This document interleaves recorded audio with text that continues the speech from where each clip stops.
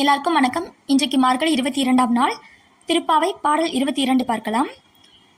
அங்கன்மா ஞாலத்து அரசர் அபிமான பங்கமாய் வந்து நின் பள்ளி கட்டிற்கீழே சங்கம் இருப்பார் போல் வந்து தலை பெய்தோம் கிங்கினி வாய் செய்த தாமரை பூ போலே செங்கன் சிறு சிறிலே எம்மேல் விழியாவோ திங்களும் ஆதித்தியனும் எழுந்தார் போல் அங்கன் இரண்டும் கொண்டு எங்கள் மேல் நோக்குதியேல் எங்கள் மேல் சாபம் இழிந்தேலோர் எம்பாவாய்.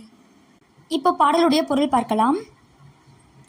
கண்ணா, எங்களை விட உயர்ந்த வீரர்கள் இருக்கிறார்களா என தங்களை பற்றி பெருமை அடித்துக் கொண்டவர்களும் இந்த பரந்த பூமியை ஆட்சி செய்தவர்களுமான அரசர்கள் மிகுந்த பணிவுடன் உன் பள்ளி கொண்டுள்ள கட்டிலை சுற்றிலும் சத்சங்கத்துக்கு வந்த பக்தர்கள் போல் காத்து நிற்கிறார்கள்.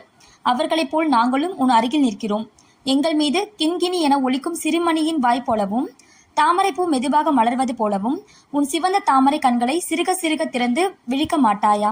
சந்திரனும் சூரியனும் உதித்தது போல அந்த கண்களை கொண்டு எங்களை பார்ப்பாயானால் எங்கள் மீதுள்ள எல்லா பாவங்களும் சாபங்களும் தீர்ந்து விடுமே.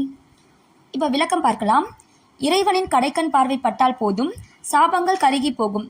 எப்படி அவனது பார்வையை நம்மீது திருப்புவது?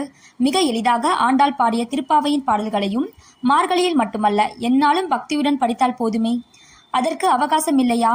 அவள் சொல்லியிருக்கிறாளே, இந்த பாவையில் கோவிந்தா விக்ரமா போன்ற எளிய பதங்களை அவற்றை சொன்னாலே போதுமே, அவனது பார்வை பட்டுவிடும். இந்த பதிவு உங்களுக்கு பயனுள்ள பதிவாக நம்புறேன். இந்த பதிவு உங்களுக்கு பிடிச்சிருந்தா லைக் பண்ணுங்க, ஷேர் பண்ணுங்க, சப்ஸ்கிரைப் பண்ணுங்க. நன்றி, வணக்கம்.